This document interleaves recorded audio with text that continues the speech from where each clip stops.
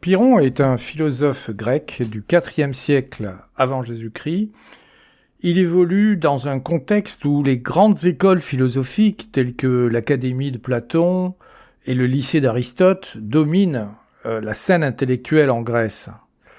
Mais même si Platon et Aristote ont des écoles qui se font la guerre, des écoles concurrentes, on peut dire que ces deux maîtres de la philosophie, on peut dire que Platon et Aristote, les grands philosophes grecs, se ressemblent parce que tous les deux sont à la recherche d'une vérité.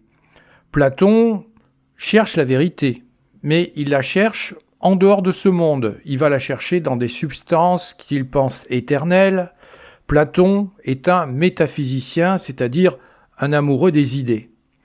Aristote, lui, cherche également la vérité, mais je dirais qu'il la cherche ailleurs. Il ne la cherche pas dans le surnaturel, il ne la cherche pas dans un monde qui est au-delà de la nature, mais il va chercher la vérité dans la nature elle-même. Ce qui fait qu'on peut dire que, alors que Platon est un métaphysicien, Aristote, lui, véritablement, est un physicien.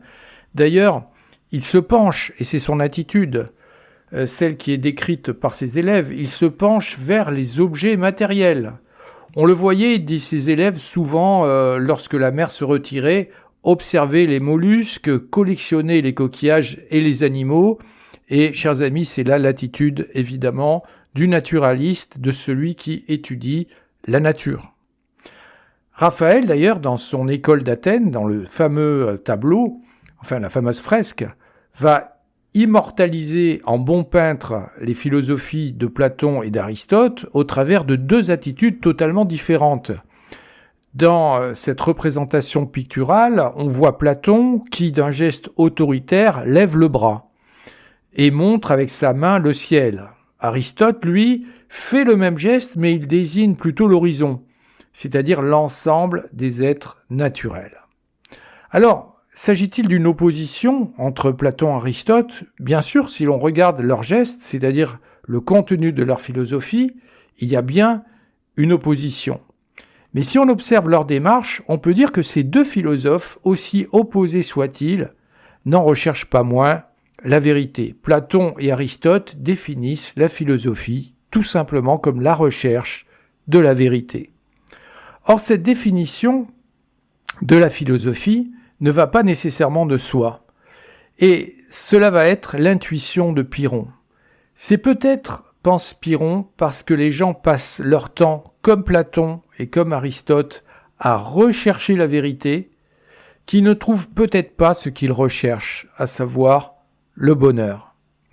Cette obsession de la vérité, loin de faciliter l'obtention du bonheur, est peut-être, pour Pyrrhon, le plus grand obstacle à notre épanouissement personnel.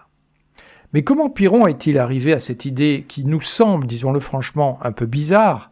Quel a été son cheminement ? C'est ce que nous allons voir aujourd'hui dans cette nouvelle émission de JM Analysis.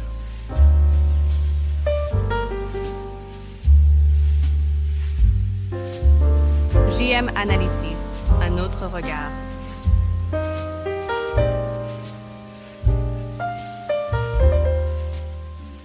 Pyrrhon est né en 360 avant Jésus-Christ à Élis, en Grèce. Et notre Pyrrhon a commencé sa vie dans cette ville d'Élis, sans doute en tant que peintre.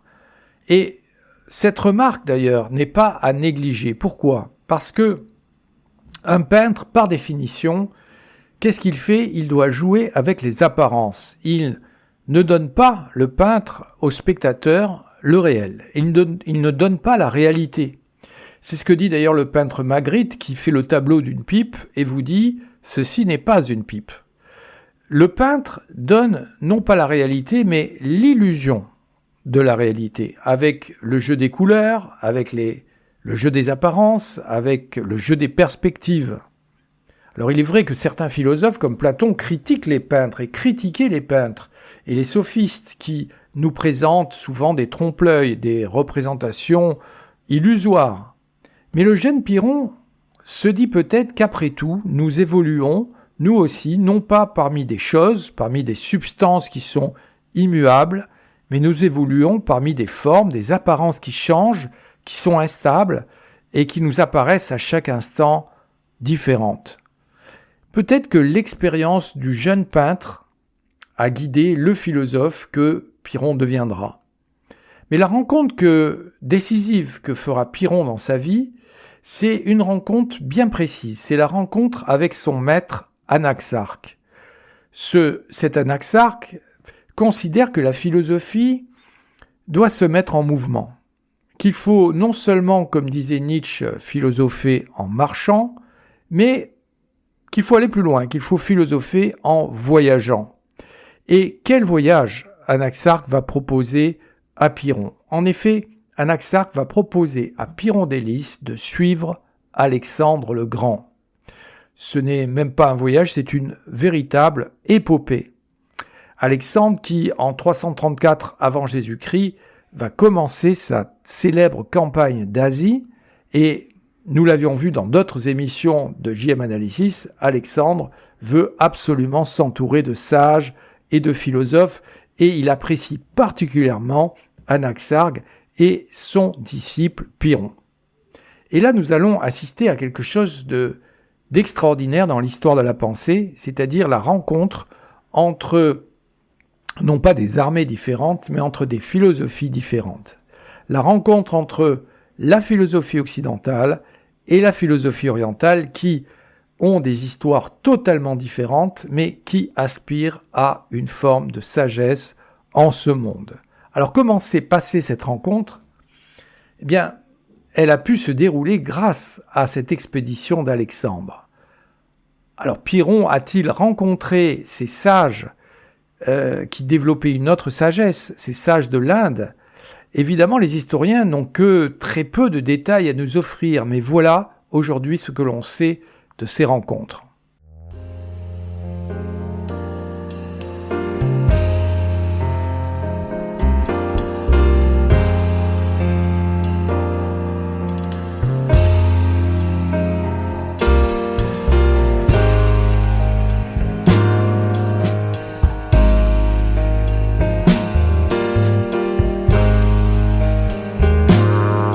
Tout d'abord, ces sages sont appelés par les Grecs des gymnosophistes, c'est-à-dire des sages qui sont nus.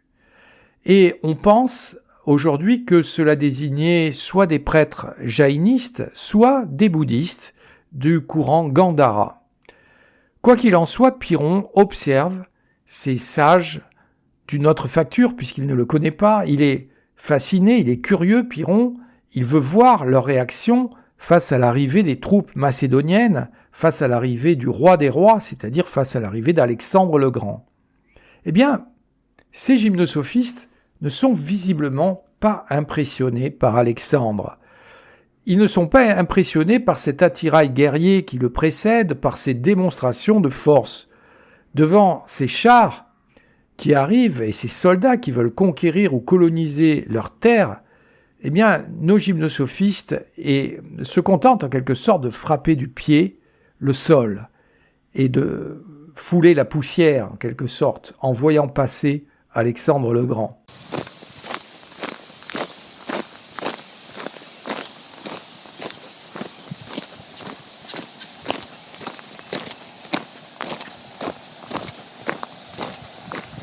Alors Alexandre le Grand ne comprend pas très bien, il est curieux, il n'est pas applaudi par ces gymnosophistes, il est accueilli par ces talonnades, par ces jambes qui frappent le sol à l'unisson. Alors Alexandre va s'enquérir et il demande à ses amis la signification de ces coups de pied qui martèlent le sol. Et la réponse ne se fait pas attendre. On dit par là à Alexandre que lui, Alexandre, se croit au-dessus de tous. Il a tendance à se prendre pour Zeus ou Achille, bien sûr. Il vit et il rêve de gloire, Alexandre. Or, en frappant du pied le sol, eh bien, on lui dit qu'il finira comme tout homme dans la poussière, qu'il finira dans l'enveloppe de cette terre qu'il foule aux pieds actuellement. Car l'avenir de l'homme, disent les gymnosophistes, ce n'est pas le pouvoir, mais c'est la mort. Cette mort que les Grecs appellent Thanatos, et c'est cela que Alexandre semble un petit peu oublier. il semble oublier Alexandre qu'il n'est que mortel. Alors ces sages orientaux le rappellent finalement à l'ordre de sa condition, et cela va marquer beaucoup Pyrrhon. En effet, des orientaux qui donnent des leçons de sagesse aux Grecs et aux Macédoniens, Pyrrhon véritablement n'en croit pas ses oreilles. Puis ces gymnosophistes ne se privent pas de critiquer Anaxarque, également son ami. En effet, Anaxarque aimait bien traîner, disons-le, dans le palais d'Alexandre. Comme tous ces philosophes grecs, il est flatté, Anaxarque, d'obtenir l'attention d'Alexandre. Après tout, être l'ami d'un roi, est-ce que ce n'est pas soi-même devenir un petit peu roi ? Est-ce que ce n'est pas jouir par procuration de ce pouvoir que nous souhaitons tous intérieurement ? Or, ces gymnosophistes, ces sages, rappellent à Anaxarque que le but de la philosophie, ce n'est pas cela, c'est de rendre les hommes meilleurs, et non pas de se consacrer à la folie du pouvoir. Là encore, Pyrrhon se dit que décidément, ces Indiens ont bien des choses à nous apprendre. Enfin, il y a un épisode très marquant qui s'est inscrit dans la mémoire de Pyrrhon, mais également dans la mémoire de toute l'armée macédonienne. C'est la mort d'un de ces gymnosophistes. Il s'appelait Calanos. Ce Calanos était sans doute un sadhou indien qui avait suivi Alexandre le Grand depuis le Pendjab. Son vrai nom était Kalyana, qui signifie vertueux, mais les Grecs l'appelaient Calanos. À l'âge de 73 ans, épuisé par le voyage, parce qu'il fallait suivre évidemment Alexandre et sa frénésie de conquête, épuisé également par le climat, disons-le, Calanos exprime son désir de mourir avant de devenir invalide. Il va donc voir Alexandre et il va lui exposer son désir de mourir consumé par les flammes. Alexandre est choqué, bien sûr, il tente de le dissuader, mais il finit par céder à sa demande. Alors on va construire à la hâte un bûcher à Suse, où en 325 avant Jésus-Christ, Calanos va s'immoler devant toute l'armée d'Alexandre. Et ce qui est très impressionnant pour les Grecs, c'est que notre Calanos va rester impassible au milieu des flammes, et il va donc impressionner bien sûr les témoins présents. Et j'ai envie de dire que cette impassibilité, c'est-à-dire le fait de ne montrer aucune émotion, de vivre une certaine indifférence, va devenir le but de Pyrrhon. Après tout, si Calanos semblait sourire derrière son mur de flammes, c'est sans doute qu'il avait atteint une sagesse que les Grecs ignorent, une sagesse qui le mettait à l'abri de l'angoisse et de la souffrance, même sur un bûcher.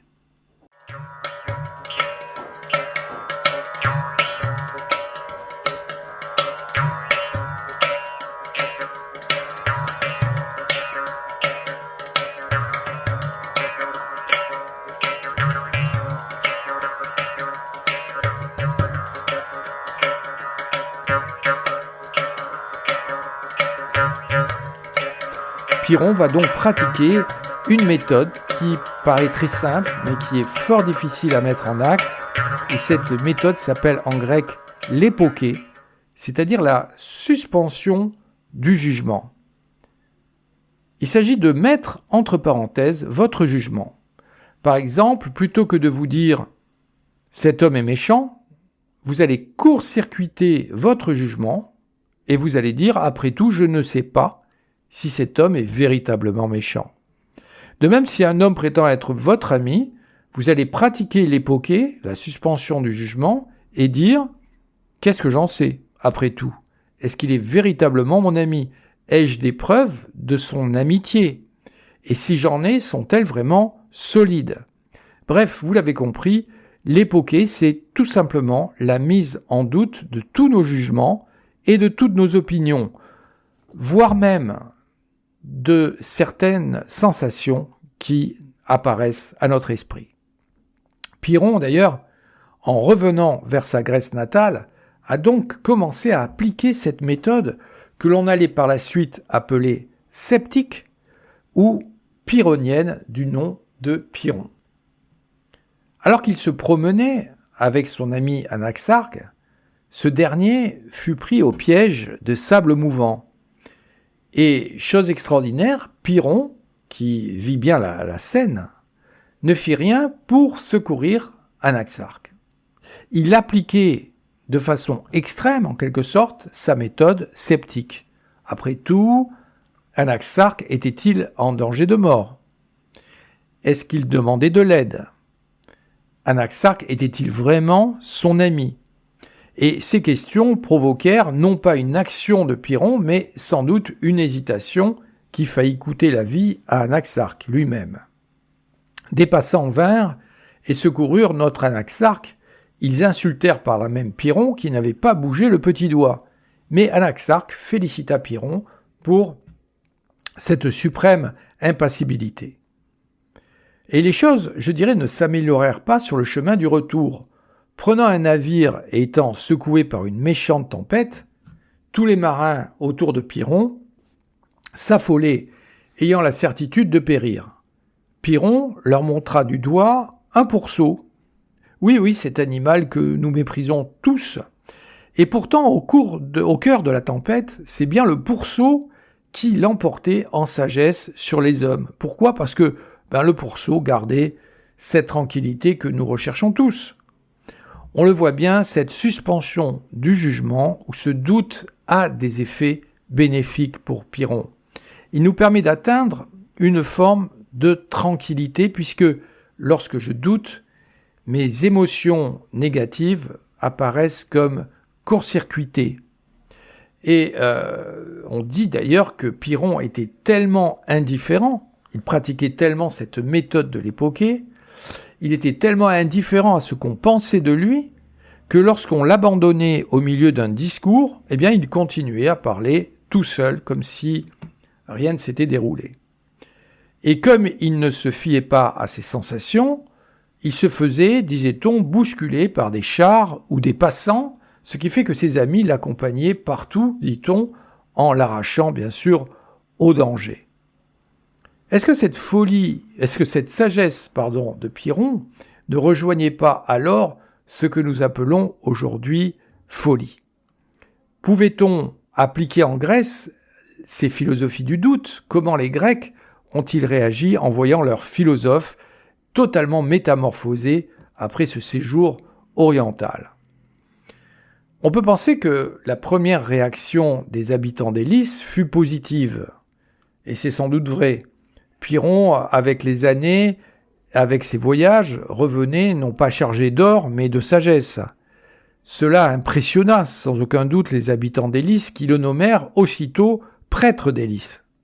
Ce qui était une façon de reconnaître le scepticisme et de hisser ce scepticisme au rang d'une philosophie qui serait reconnue par les Grecs eux-mêmes. Mais on peut dire qu'au fil des jours, les habitants d'Élis se posent des questions.